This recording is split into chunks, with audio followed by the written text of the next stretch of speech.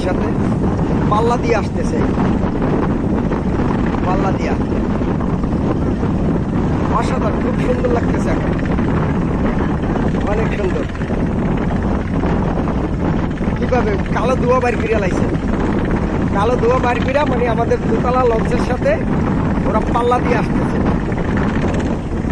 আরো অনেক লঞ্চ আছে, ট্রলার আছে মাছ ধরার। এই যে প্রত্যেকটা ট্রলারে মাছ ধরে এখন, অনেক অনেক ট্রলার নদীতে মাছ ধরতেছে।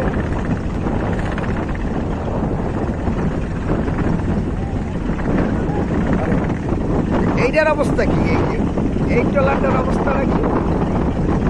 এটা যেভাবে কালা ধোঁয়া বাইর করে আমাদের লঞ্চের সাথে সাথে, দোতলা লঞ্চের সাথে সাথে আসতেছে। এটা লঞ্চ হইল দিয়া